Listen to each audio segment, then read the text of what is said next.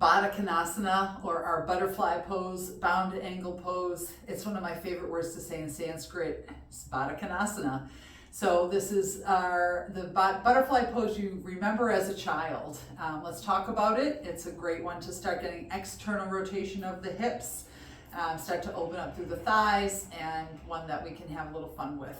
Just like when we're doing our easy seat, we want our upper body to be in a mountain pose from the hips up. So we really want to get that pelvis neutral. If this is my pelvis and it's starting to sink back a bit, I really want to draw it up. If you want, you can bring a blanket under your hips to raise them up just a little bit.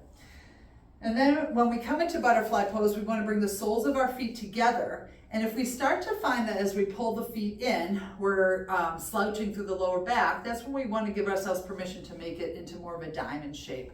So basically, we want to bring the legs in as far as we can while keeping that straight spine.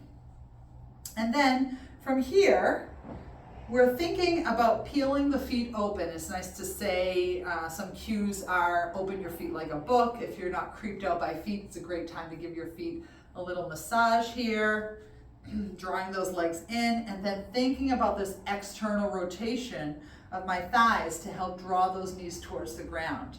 So depending on how everything lands with your hands and your arms, then you can hold onto the ankles or the feet and really draw that chest up. Get that nice straight spine. You can give those wings a little flutter to start opening through the hips if that feels comfortable. And this is an option for people to start in as they are practicing, especially if you're going to do more hips throughout the practice. From here, if it feels like there's a lot of pressure on the knees, it feels nicer for a lot of people to support that butterfly with some blocks.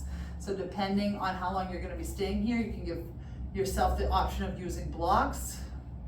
And really focusing on avoiding this slouch. This is where our body wants to go.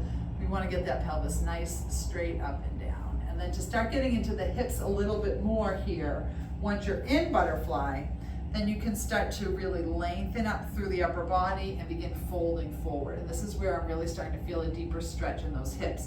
Again, I'm using my thumbs to keep those feet peeled open. And for me, my elbows are lining up pretty good to start pressing down on those legs as I come forward. The most important thing is to hinge at the hips, so I'm not worried about my head touching my feet in any way. I'm lengthening up, breathing here, and then if I want to let my upper body roll forward, I can. And then taking that deep breath. Anytime we have hip openers, it's nice to think about bringing the breath down into the belly. So filling up those lower lungs and letting the diaphragm press the belly out. That's going to create space all around our hips. And then as we exhale, let that belly button draw in and allow those muscles to release a little bit more. So traditionally, we're sitting up with that nice tall spine, maybe with some support under the knees, and then to take it into that forward fold, we're coming forward, maybe bringing the elbows to the inside of the legs, lengthening.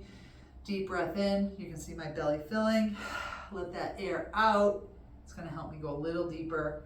I'm getting that really nice stretch on the back of the thighs.